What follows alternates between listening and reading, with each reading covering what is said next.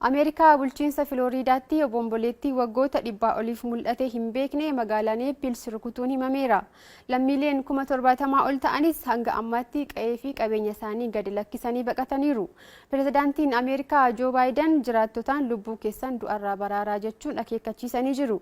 Wandimmaagenya Safaa dabalatasaa akka taanutti isinitti hima.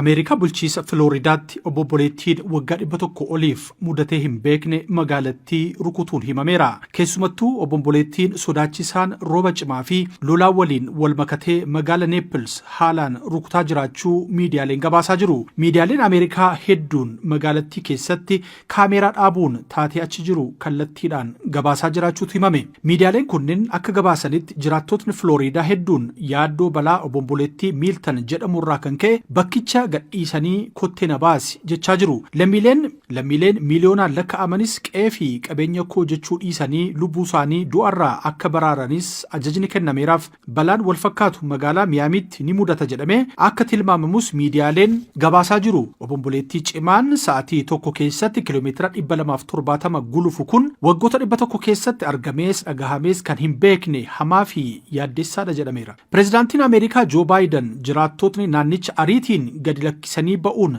dhimma jiraachuu fi jiraachuu dhabuuti jechuun akeekkachiisaniiru. Jiraattota magaala Filooriidaan ammuma magaalattii gad lakkisaa bahaa jechuun ergaa dabarsaniiru. Bulchaan bulchiinsa Filooriidaa Roon Deesaantis gama isaaniitiin qilleensi hamaan kun lammiilee hedduu kan buqqisu obomboleettii hamaa qofa osoo hin taane bulguudha jechuun hammeenyummaa isaa ibsaniiru. Qe'ee fi qabeenya koo osoo hin jedhin ariitiin bakkicha gadi lakkisaa bahaa jechuun akeekkachiisaa fi ergaa cimaa dabarsaniiru. Bara faranjootaa 2005 obomboleettii Kaatiriin booda obomboleettii cimaan torbee lamaan booda bulchiinsa kibba baha Ameerikaa kan rukute yoo ta'u lubbuu namoota 225 galaafachuu miidiyaaleen gabaasaniiru. Obomboleettii Heelen jedhamu erga mudatee torbee lama osoo hin guutin Ameerikaan yeroo lammaffaaf qormaata cimaa keessa galtee jirti. Ejensiin balaa tasaa Ameerikaa of eeggannoo obomboleettii Miiltaniif nyaata kiiloogiraama miliyoona 20 fi bishaan liitira miliyoona 40 qopheessuun isaas himameera. Ejensiin balaa tasaa Ameerikaa balaa sababa qilleensa kanaatiin mudachuu danda'uuf galteewwan biroo qopheessuu isaas himeera. Balaa bulchiinsa Filooriidaatti mudachuu danda'urraa kan ka'e